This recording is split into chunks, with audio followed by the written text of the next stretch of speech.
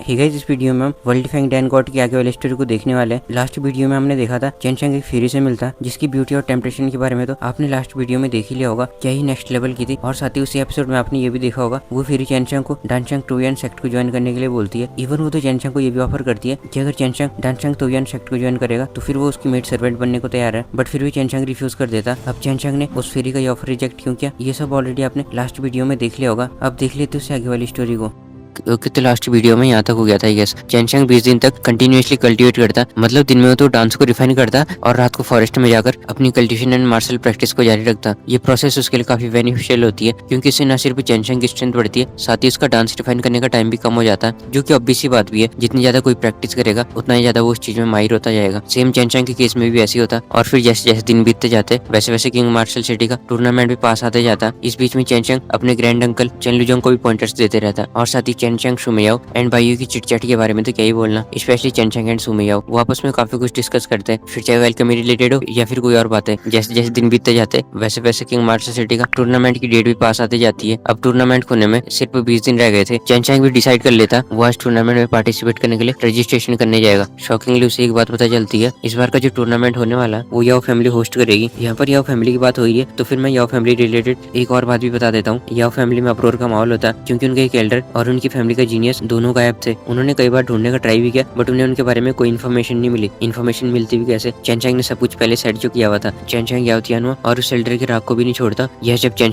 King martial city के लिए आ रहा था तो उस टाइम वो उन्हें तो मारता ही है, साथ ही याओ फैमिली को पता न चले वो सारी ट्रेसेस को रिमूव कर देता। तो फिर याओ फैमिली उन दोनों रिलेटेड इन्फॉर्मेशन कैसे ढूंढ सकते थे। और याओ फैमिली का चेन पर शक न करने का एक और रीजन भी था, किंग मार्शल सिटी से जो भी जीनियस बाहर जा रहे होते उनको कहीं ना कहीं कई एविल सेक्ट के लोग मार देते। तो फिर याओ फैमिली चेन पर शक नहीं करती है। याओ फैमिली को लगा ये सब एविल सेक्ट का किया धरा। एनीवेज ये तो सेकेंडरी चीज है। अभी हम चेन पर आते जो अपना रजिस्ट्रेशन करने बिना किसी वरी के याओ फैमिली की ओर बढ़ रहा होता। वैसे तो कई लोगों ने टूर्नामेंट के लिए पहले ही रजिस्ट्रेशन करवा दिए थे बट आए दिन कोई ना कोई रजिस्ट्रेशन करने के लिए आता ही था। आज भी यही हो रहा था। चेन के साथ साथ कई और फैमिलीज के यंग मास्टर भी अपना रजिस्ट्रेशन करवाने आए थे। चेन भी जब वहाँ आता तो एक क्यू में लग जाता और फिर जैसे जैसे क्यू आगे बढ़ती है वैसे वैसे चेन भी बढ़ते जाता। जब चेन का नंबर आता तो फिर जो रजिस्ट्रेशन कर रहा था वो चेन से पूछता तुम्हारा नाम क्या। इन रिस्पॉन्स में चेन कहता मैं चैन फैमिली से चेन। जैसे चेन के मुंह से ये वर्ड्स निकलते वैसे वो पर्सन जो रजिस्ट्रेशन कर रहा था वो अटेंटिव स्टेट में आ जाता और साथ ही वहाँ पर जो लोग थे वो भी सब चेन की ओर देखने लगते क्योंकि चेन के बारे में किंग मार्शल सिटी में शायद ही कोई होगा जो नहीं जानता हो। चेन ने याओ फैमिली को तो डिफीट किया ही,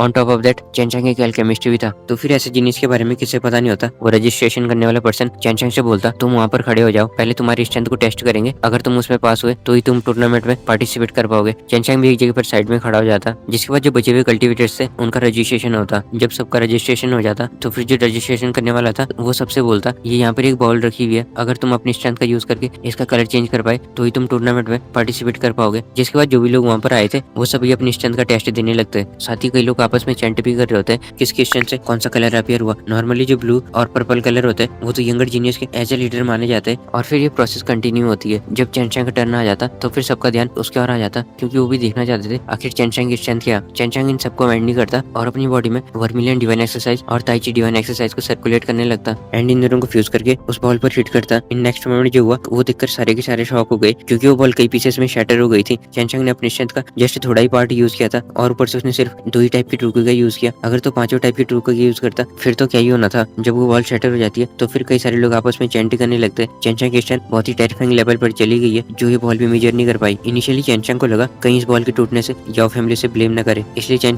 जो रजिस्ट्रेशन ले रहा था उससे बोलता मैं बस अपनी स्ट्रेंथ को यूज करना चाहता था, मुझे लगा नहीं था कि ये बॉल टूट जाएगी, क्या मैं टेस्ट में पास हुआ। इन रिस्पॉन्स में पर्सन सिंपली नोट करता और वो मन ही मन में सोच रहा होता अगर ये पास नहीं हुआ तो फिर कौन होगा। जिसके बाद फिर चेन अपने स्टोर में वापस आ जाता क्योंकि अब वहाँ रुकने का कोई पॉइंट नहीं था। फिर जब याओ फैमिली से चेन वापस अपने स्टोर में आता तो वहाँ पर अपने ग्रैंड अंकल के साथ student alchemist hiring related discuss करता। जब इन दोनों अंकल एंड नेफ्यू का डिस्कशन खत्म हो जाता तो ये भी अपने अपने कामों में लग जाते। चैन लिजोंग तो अपने कामों में लग जाते और चेन अपने कोर्टयार्ड में चले जाता। कोर्टयार्ड में आकर चेन उसने जो मेटल स्पिरिट हर्ब बोई थी उसे ऑब्जर्व करने लगता जो हर्ब अब ट्री में ट्रांसफॉर्म हो गई थी। इतना ही उस ट्री में 6 मेटल स्पिरिट फ्रूट्स भी लगे हुए थे। उन फ्रूट्स की ओर देखकर चेन की आंखों में अलग से ही चमक दिखाई दे रही थी। साथ ही चेन के माइंड में उस फ्रूट को खाने का मन कर रहा था। अगर चेन के मेटल स्पिरिट फ्रूट खाने वाली बात का पता किसी और को चलता तो फिर उनका एक ही रिएक्शन होता ये एक मैडमैन है, क्योंकि मेटल स्पिरिट फ्रूट एल्केमिस्ट के लिए एक सपना होता। बट चेन के केस में डिफरेंट था, इसलिए उसके माइंड में ऐसे ख्याल आ रहे थे। चेन भी कुछ देर तक सोचने के बाद उन फ्रूट्स को वहाँ से निकाल लेता और वो कोर्टयार्ड से बाहर आ जाता। फिर हमें सीन थोड़ी देर बाद का दिखाया जाता। चेन डांसिंग हर्बल मैनर के पास पास वाली जगह में आया होता जहाँ पर वो अल्केमिस्ट को हायर करने के लिए एक नोटिस प्लेस करता और साथ ही वहाँ पर रिवॉर्ड भी मेंशन करता। जो रिवॉर्ड था रिम्यूनरेशन मेटल स्पिरिट फ्रूट। उस रिक्रूटमेंट नोटिस को प्लेस करके चेंचंग वापस अपने स्टोर में आ जाता और वो अल्केमिस्ट का वेट करते रहता। उसे पूरा भरोसा था रिवॉर्ड देकर यहाँ पर अल्केमिस्ट की काफी भीड़ जमा होने वाली है, जो कि ऑब्वियसली हुआ भी। हमें सीन नेक्स्ट डे का दिखाया जाता। चेंचंग मजे मजे में अल्केमिस्ट का वेट कर रहा होता और उसे अपने ओर आते हुए एक कैरेज दिखाई देता। इनिशियली चेंचंग को लगा इसमें अल्केमिस्ट होंगे, बट कैरेज के अंदर से डनचंग हर्बल मैनेट लॉर्ड मतलब हुआयुन बाहर आती है, जो देखकर चेंचंग सरप्राइज फील करता। उसने एक्सपेक्ट नहीं किया था हुआयुन यहाँ पर आएगी। उस टाइम वहाँ पर चेंचंग के ग्रैंड अंकल चैनलू जोंग भी थे, जो कि चेंचंग से भी ज्यादा शौक थे। ऑब्वियसली ये तो होना ही था। उनकी नजरों में डनचंग मैनेट लॉर्ड एक रिस्पेक्टेबल फिगर थी। जब हुआयुन अपने कैरेज से बाहर आती है तो फिर चेंचंग उससे पूछता, मैनेट लॉर्ड आप यहाँ पर कैसे? इन रिस्पॉन्स में हुआयुन कहती है, यू ब्रैट तुमने अल्केमिस्ट को हायर करने के लिए इतने precious fruit metal spirit fruit का यूज क्यों किया? जैसे ही हुआयुन के मुंह से मेटल स्पिरिट फ्रूट निकलता, वो सुन के चैनलू जोंग शॉक हो जाता, क्योंकि उसे पता नहीं था चेंचंग ने अल्केमिस्ट को हायर करने के लिए मेटल स्पिरिट फ्रूट का यूज किया होगा। वो चेंचंग को डांटते हुए कहता, तुमने जस्ट अल्केमिस्ट को हायर करने के लिए इतना ट्रेजरस फ्रूट क्यों यूज किया? तुम्हें पता ना हो अल्केमिस्ट के लिए कितना इंपॉर्टेंट है। इन रिस्पॉन्स में चेंचंग कहता, हाँ मैं जानता हूँ अंकल, बट हमें अल्केमिस्ट को हायर करना ही होगा। और फिर चेंचंग अपनी स्टोरेज बैग से 2 और मेटल स्पिरिट फ्रूट्स निकालता, जो देखकर दोनों हुआयुन एंड चैनलू जोंग शॉक हो जाते। हुआयुन चेंचंग से पजल लुक में पूछती है, तुम्हारे पास इतने फ्रूट्स कहाँ से आए? इन रिस्पॉन्स में चेंचंग कहता, मैं बस मार्शल आर्ट प्रैक्टिस करने एक डेंस फॉरेस्ट में गया था, जहाँ पर मुझे मेटल स्पिरिट ट्री दिखा। ये सब मैंने वहीं से लाए। ये सुन के वो एनबेस हो जाते, जो कि होना भी जाहिर सी बात है। Metal spirit fruit profound level का फ्रूट होता, तो फिर इनका शौक होना भी जाहिर सी बात थी। चेंचंग दोनों फ्रूट्स को अपने अंकल के पास देते हुए कहता, अंकल ये फ्रूट्स आप रखो, क्योंकि अल्केमिस्ट को हायर करने की टास्क आपकी है। आप अपने अकॉर्डिंग जो भी अल्केमिस्ट आएंगे उन्हें एग्जामिन करके बाद में ये रिवॉर्ड दे सकते हो। ये सुन के तो यही था, चैनलू जोंग मनी मन में खुश हो रहा होता। इधर साइड जो हुआयुन रहती है, उसके माइंड में तो चेंचंग को लेके कुछ और ही ख्याल चल रहे थे। लाइक ये यंग मैन ऑलरेडी एक अल्केमिस्ट है और ऊपर से इतना लकी। वो चेंचंग से कहती है, यंग मास्टर चैन, क्या तुम मेरे प्रपोजल के बारे में एक बार फिर से नहीं सोच सकते? इन रिस्पॉन्स में चेंचंग कहता, मैंने ऑलरेडी आपको बता दिया था मैं कौन सा सेक्ट ज्वाइन करूंगा, मेरा डिसीजन चेंज नहीं होगा। ये सुन के हुआयुन थोड़ा सैड फील करती है, क्योंकि हुआयुन चाहती थी चेंचंग डनचंग तोयुआन सेक्ट को ज्वाइन करे। कुछ टाइम तक ऐसी बात करने के बाद हुआयुन वहाँ से चली जाती है। हुआयुन के जाने के बाद चैनलू जोंग चेंचंग से पूछते, डनचंग मैनेट लॉर्ड किस प्रपोजल के बारे में बात कर रही थी? इन रिस्पॉन्स में चेंचंग कहता, डनचंग मैनेट लॉर्ड ने मुझे डनचंग तोयुआन सेक्ट को ज्वाइन करने के लिए कहा, बट मैंने रिफ्यूज कर दिया, क्योंकि मैं एक्सट्रीम मार्शल सेक्ट ज्वाइन करना चाहता हूँ। इनिशियली चेंचंग की बात सुनकर चैनलू जोंग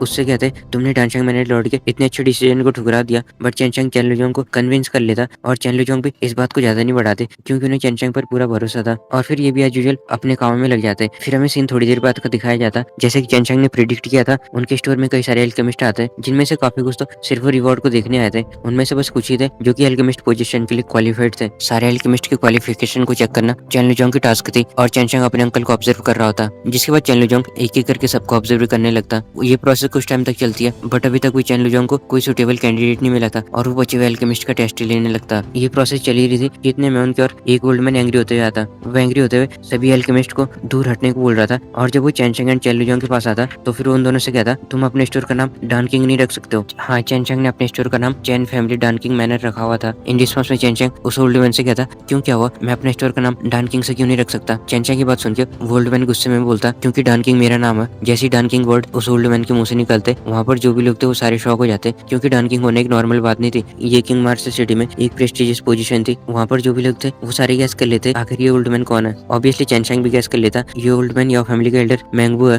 और साथ ही चेंचंग ये भी समझ जाता आखिर ये ओल्ड मैन यहाँ पर क्यों आया, जरूर इसे यहाँ पर याओ फैमिली ने भेजा होगा। चेंचंग उस ओल्ड मैन से कुछ बोलता, इतने में चेंचंग को रिंग के अंदर से सुमियाओ की वॉइस आती है, ये सेमलेस पर्सन कुछ भी बोले जा रहा है, क्या इसे लगता है कि डन किंग बनना इतना ईजी है? मैं 1000 ईयर्स से एल्केमी प्रैक्टिस कर रही हूँ, बट फिर भी मैं अभी तक डन फाउंडर लेवल तक पहुंची हूँ, जो कि डन किंग लेवल से बहुत ही पीछे। ये सुन के चेंचंग सरप्राइज फील करता, आज उसे थोड़ा बहुत एल्केमिस्ट के लेवल का पता भी चल गया। सुमियाओ की बात सुन के भी चेंचंग समझ जाता आखिर इस ओल्ड मैन को जवाब कैसे देना। चेंचंग उस ओल्ड मैन मतलब मैंगबो से कहता, क्या तुम्हें शर्म नहीं आ रही है? तुम किंग मार्शल सिटी में ऐसे झूठे टाइटल से अपनी रेपुटेशन बढ़ा रहे हो। अगर तुम्हें इतनी हिम्मत है तो फिर तुम बड़े सेक्टर में क्यों नहीं जाते? ये सुन के तो फिर क्या ही था, वो ओल्ड मैन बहुत फिरोस था, क्योंकि जो चेंचंग ने किया था वो बात उसके दिल पर लग जाती है। दिल पर लगेगी भी क्यों नहीं, चेंचंग ने जो भी बोला वो सही था। अगर वो डन किंग होता तो वो ऑलरेडी बड़े सेक्ट को ज्वाइन कर चुका होता। साथ ही वो ये भी समझ आता आखिर चेंचंग कितना चालाक है। वो ये समझ गया था क्यों याओ फैमिली के लिए चेंचंग एक थ्रेट है। चेंचंग भी उस ओल्ड मैन के फेस के कलर को चेंज होते हुए देखकर मनी मन हैप्पी फील कर रहा था। वो उस ओल्ड मैन से कहता, चलो अगर तुम्हें इतनी प्रॉब्लम है तो फिर हम यहाँ पर एक कंपटीशन करते हैं, अगर मैं हारा तो ये मेटल स्पिरिट फ्रूट तुम्हारे होंगे, बट अगर मैं जीता तो फिर तुम क्या दोगे?